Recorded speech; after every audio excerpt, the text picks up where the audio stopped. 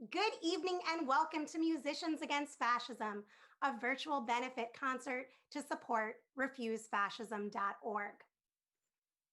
We're re-airing a concert filmed January 19th, 2017 at Symphony Space in New York City. I'm Sam Goldman, host of Inside Without Now, a podcast produced by volunteers of Refuse Fascism. I'm a member of the editorial board for Refuse Fascism and your host for tonight. Tonight, you are in for a real treat.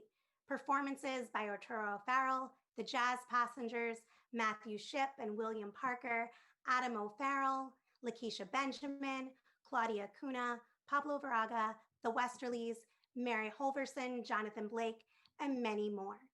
So please get comfortable and virtually gather your friends for highlights of what truly was an extraordinary concert.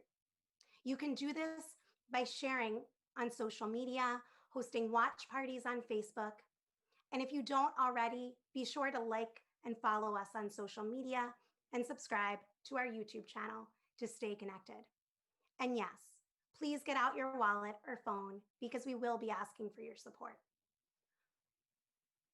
For 4 years, Refuse Fascism has been leading people to fully confront the problem of Trump's Make America Great Again fascist program of white supremacy, misogyny, and xenophobia, and to embrace their power and responsibility to stop this vicious American fascism.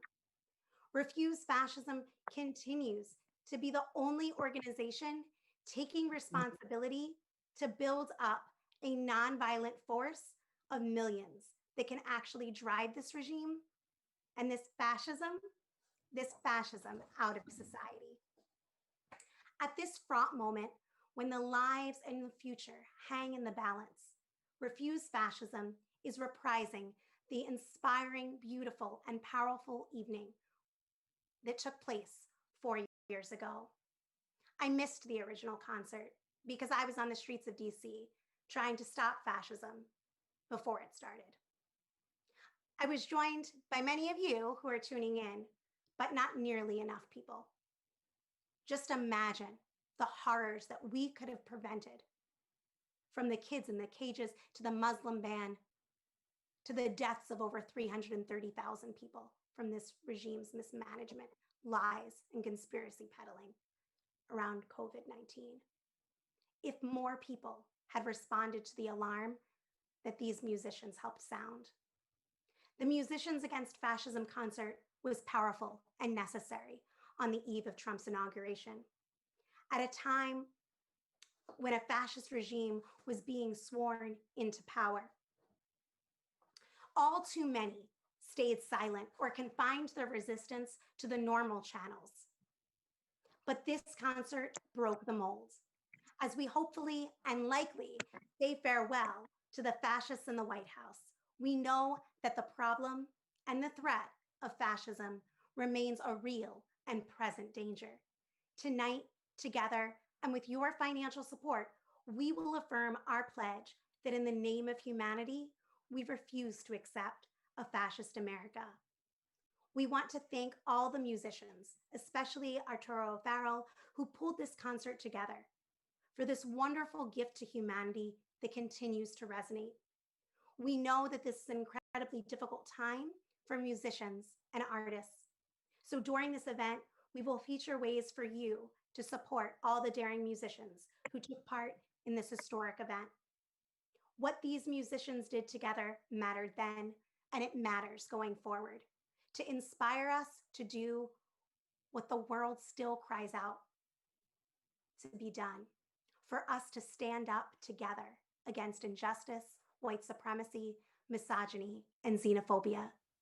The fascism that soon will be out of power, but still virulent. It will not be soon enough that the Trump-Pence regime is gone from the White House, and they must never be allowed to come back. The future is unwritten, and we must be the ones to write it. So please give generously tonight to this great cause. And with that, I'm going to hand it over so that you can hear from Arturo O'Farrill and the music can begin. First of all, I'll show you some full-page ads in the New York Times and the Washington Post and the Nation. Put out by refusefascism.org, in which we speak our mind clearly. I'm just going to make some brief opening remarks, and then we'll start. I'm not going to get into specifics, but tomorrow, a very bad man will take the nation's highest office. His biographer called him a sociopath. His behavior towards women is lamentable. His racism is legendary. He has lied repeatedly. He has questionable ethics, and the conflict of interest between his ill-gotten office and his business dealings is shady at best and criminal at worst. By his own admission, he reads not and has never held public office. In press conferences and debates, he has shown a limited vocabulary and a mean spirit, threatening to prosecute his opponent if victorious in the best fashion of dictators and fascists. He treats the press with disdain and has no regard for the need to communicate policy. Instead, his chosen method for communicating with the American people and the world is through petty tweets that show a fragile ego and a disposition towards simple insults. He mocks the disabled and wants to register millions based on religious conviction. Frighteningly, he leaves a trail of catastrophic business failures, tens of thousands of lost jobs and ruined lives. He has surrounded himself with billionaire boyfriends, mostly white, mostly male, and no Hispanics. Together they represent the worst of humanity. Vulture capitalists, anti-Semites, racist, and disturbingly, mostly unqualified for the jobs he has bestowed upon them. Tomorrow, America enters into alien territory, a fascist regime poised to do away with women's rights, LGBT rights, immigrant rights, and the right to affordable health care. Tomorrow, we enter the dark ages. But that's not why we're gathered here today. We gathered to usher in a new era of strong, powerful resistance, cooperation, and communication. We're not here to be sectarian, denominational, ideological, or political. On this stage tonight, you will see atheists, Christians, Jews, Buddhists, conservatives, liberals, communists, socialists, and capitalists. But this is not a platform to convert. This is a call to check your agenda at the door and join together in asking how a very bad man with no moral compass and no intellect was allowed to take the nation's highest office. We ask every human being in the room to search their souls and really face the issues. The manipulation by the very greedy to divide and confuse. The corporate media's use for ratings that allowed a neo-fascist cartoon character to be considered a legitimate human being, despite an epic history of failure. Those of us who grew up in New York know all too well the effect of its colossal business failures. How did the nation get fooled? We gathered to put aside all that divides us and ask our art and our artists to help us find a reason that this happened, and most of all, to help us find a way back to a time when our lives and worldwide reputation weren't defined by fear and failure. We also gather to give voice to a rage that many feel and don't know what to do with, a sadness that is soul deep, an illness that has no cure except in when we take action. And act we must. We must organize, demonstrate, be disobedient to our deluded, self-entitled masters. They feel that they've won by installing a silly puppet to satisfy their need for engorgement. But what they've done is embolden some of us to take the battle beyond the obvious. And instead of being angry and hateful towards each other, we're going to work intelligently past our dogmas to agree that we can no longer accept this system. We can no longer sit in silence and live in our comfortable dogma prisons. We will demand light from ourselves as we join to call this day into accountability. We have an enemy, and he or she is not black, white, gay, straight, liberal, conservative. Nor are they American or Syrian or Mexican or Russian. They're not communist, socialist, or capitalist. Our enemy is our indifference to the suffering on this planet. Our enemy is our inaction and our divisiveness. Our enemy is the distraction of the smartphone, the tablet, the computer, and our aversion to look one another in the eyes and converse about the true nature of suffering perpetrated by the powerful and the greedy. That's why we gather on this stage. At the end of the concert, we're going to ask all of us to connect, share contact info, and to organize a new group of citizens under the name of One People, onepeoples.org, for whom revolution is not a partisan or political word, but a tenet for our very survival. Please welcome the Westerlies.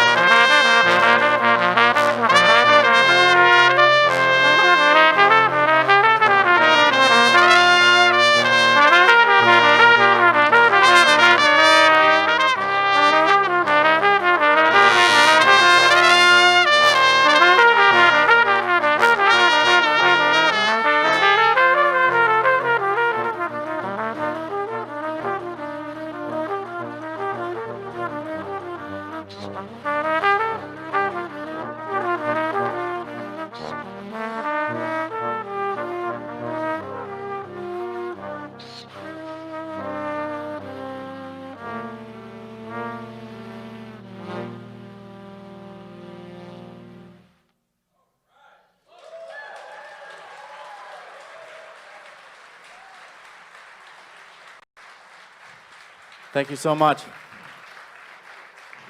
Thank you. Thank you for being here.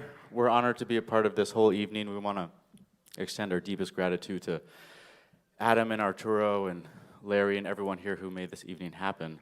That was an old folk song entitled Cerro, which is an immigrant story. And we're going to continue and play an American song by Charles Ives. And this is entitled Songs My Mother Taught Me.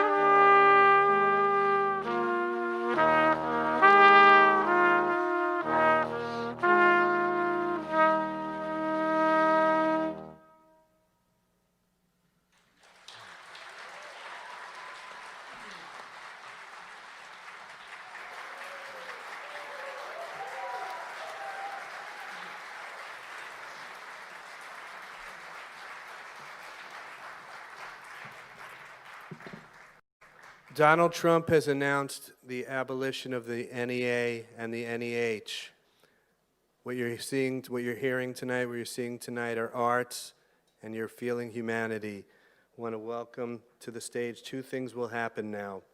Arturo O'Farrill will come back out and play a duet with Adam O'Farrill, and then they'll be joined by Lakeisha Benjamin, Jonathan Blake, Stephen Crump, Peter Evans.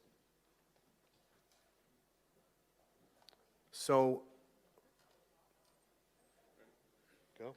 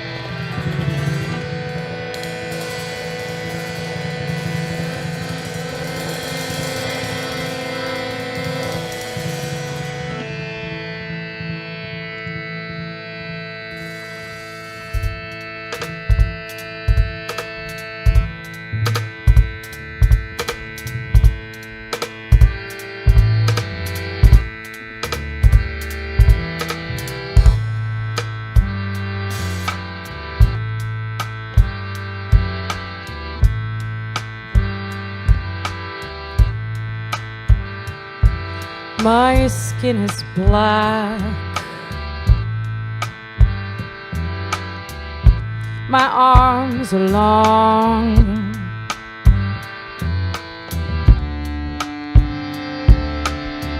My hair is woolly. My back is strong. Strong enough to take the pain inflicted again and again. What do they call me? My name is Aunt Sarah. Aunt Sarah. My skin is yellow. My hair is straight and long. Between two words, I do belong. My father was rich and white. He took my mother late one night. What do they call me? My name is Saffronia.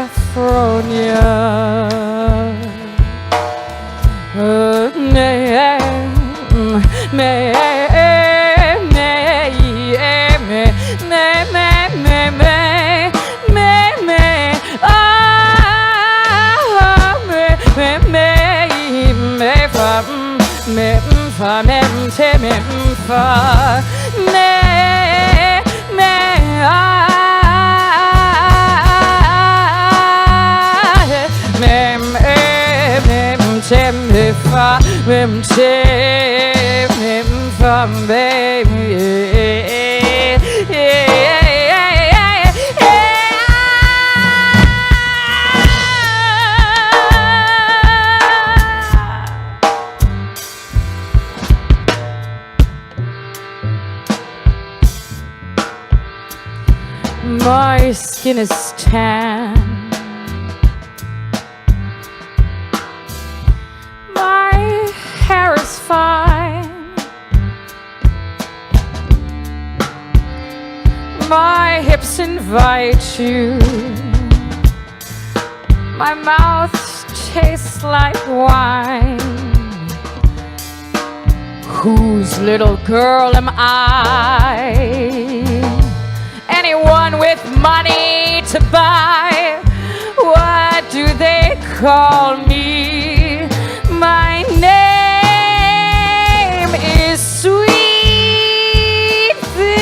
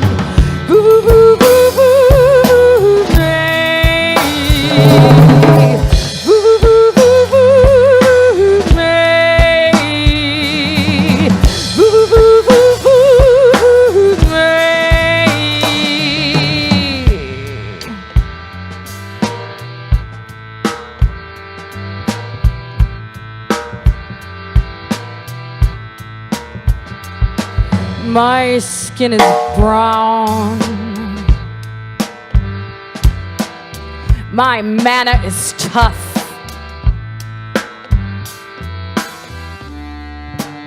I'll kill the first mother I see. My life has been rough. I'm awfully bitter these days because my parents were slaves. What do they call me? My name is Peaches.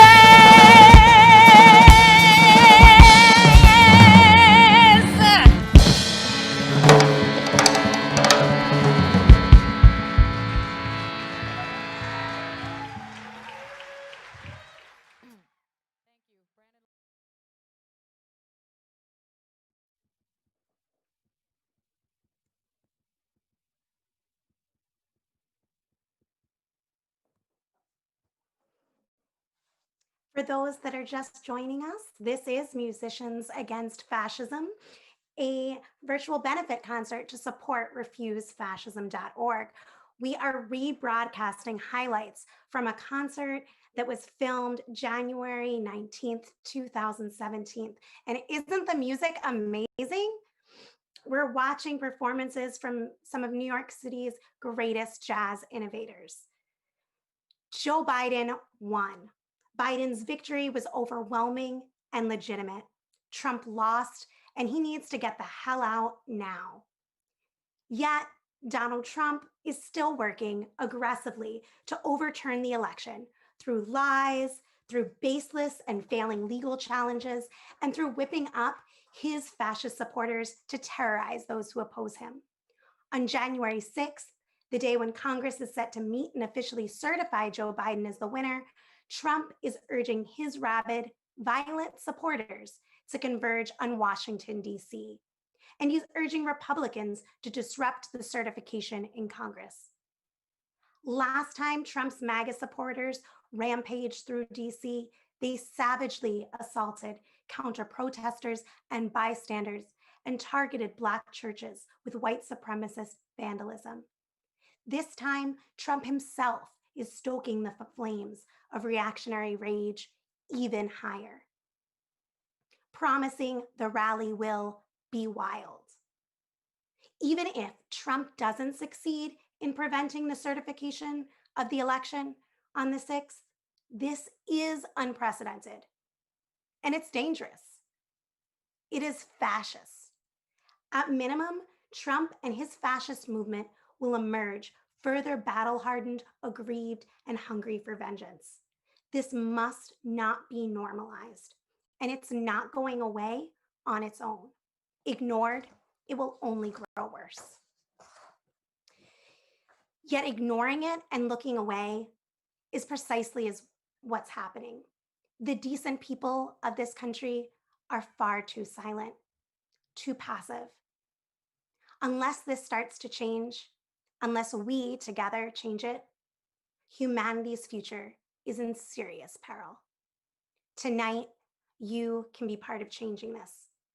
Take out your phone and Venmo, refuse-fascism, or Cash App, Refuse Fascism, or go to refusefascism.org and click that donate button so that we can creatively, collectively, and nonviolently express our outrage and oppose their attempts to try to overturn the election. Give tonight to deepen people's understanding of the threat we face and to mobilize to be ready to act whenever, wherever this fascist movement rears its ugly head. So please give, and now back to the music. First of all, I'll show you some full-page ads in the New York Times and the Washington Post and the Nation. First of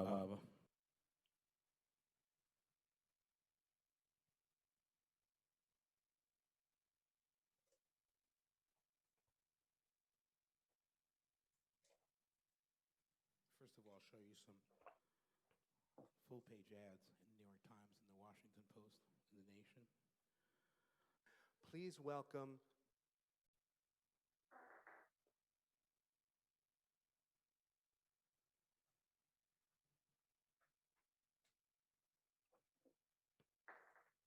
First of all, I'll show you some full-page ads in the New York Times and the Washington Post and the Nation. Put out by refusefascism.org, in which we speak our mind clearly. And I'm just going to make some brief opening remarks, and then we'll start. I'm not going to get into specifics, but tomorrow, a very bad man will take the nation's highest office. His biographer called First of all, I'll show you some full-page ads in the New York Times and the Washington. Please welcome the West. Thank you so much. Donald Trump has announced the abolition of Addie Mae Collins, Denise McNair, Carol Robertson, Cynthia Wesley. Those four black girls died on September 15, 1963, when white supremacists planted dynamite and timing mechanisms under the steps to a church in Birmingham, Alabama, with the specific intent to kill black people. A few weeks later, John Coltrane recorded the tune called Simply Alabama. Here to perform that tonight, Fabian Almazan, Lakeisha Benjamin, Jonathan Blake, Mary Halverson, Daryl Johns, and Jen Shue.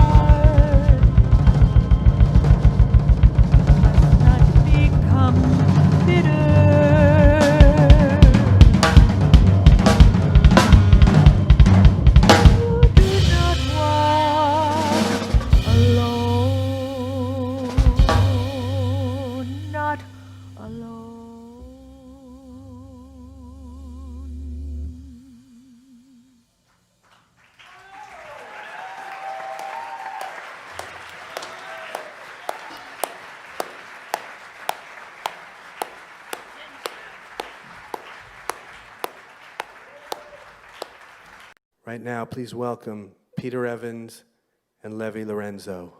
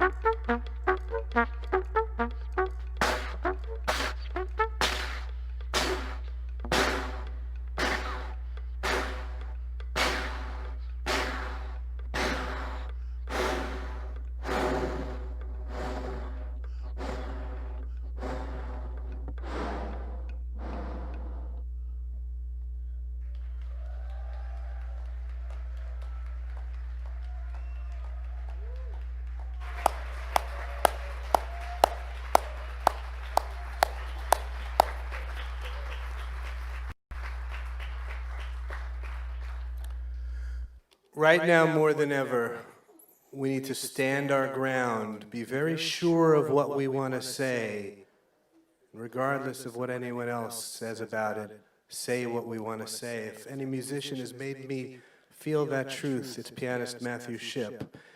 And right now, we need to feel and believe and really believe that music and culture and compassion and humanity can and will save the day. And if any man has made me believe that, it's bassist William Parker. Please welcome them to the stage.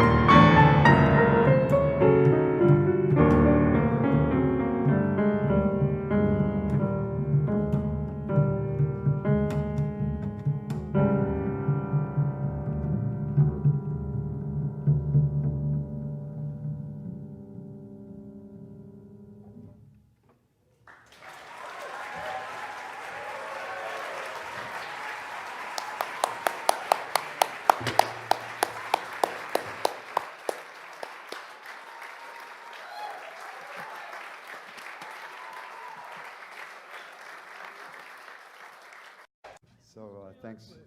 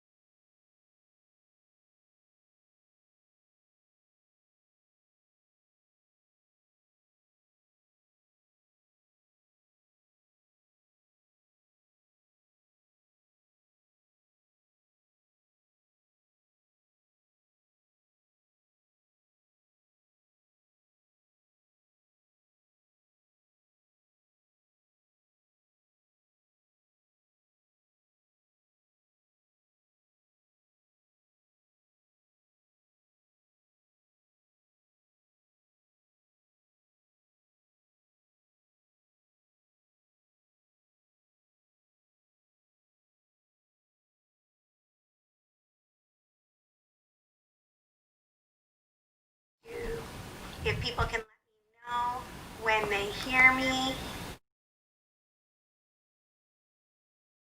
First of all, I'll show you some full-page ads in the New York Times and the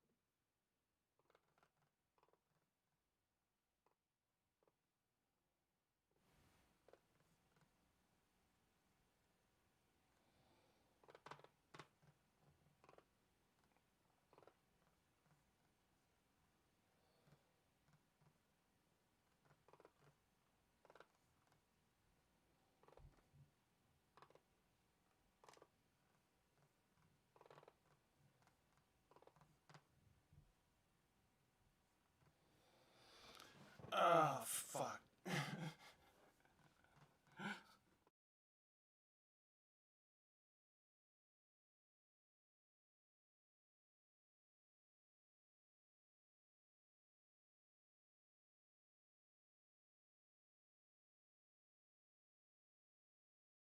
First of all, I'll show you some full-page ads in the New York Times, the Washington Post, The Nation. Welcome now, Trump. Welcome. So thanks, everybody, for being here. And boy, what a lousy thing. But you know, there's been a lot of lousy things in this country. So and got through those somehow. This first tune is one of the. This is a bunch of the Jazz Passengers: Curtis Folks, Bill Ware, Sam Bardfeld, and are the Jazz Passengers. And Tim Kaya is a friend of mine from another band, Sotto Voce, and we have young Austin Williamson playing drums. And one of the oldest Passengers tunes we did years ago was called Tikkun, and in Jewish, the idea of Tikkun Olam is to repair the world, and there will be so much repairing needs to be done soon, now. So.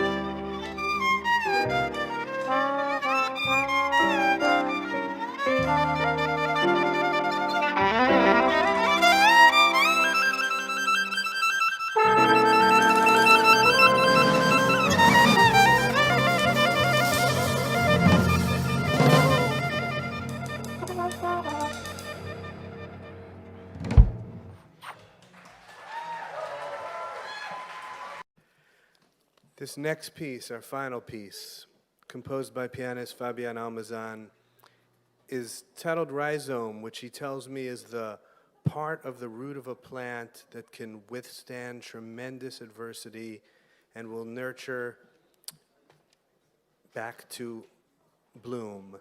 So I want to hold on to that idea. And Fabian will be joined by Thomas Fujiwara, Camila Mesa, Kalia Vandiver, and Daryl Johns.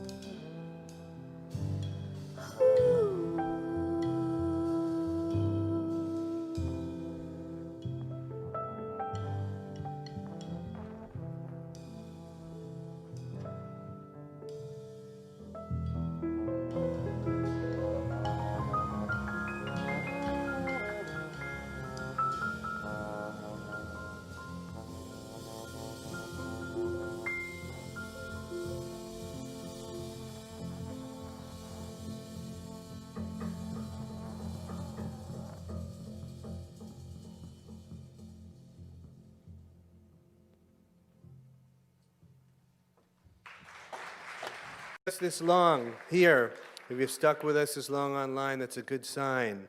Settle in for a long fight, a good fight.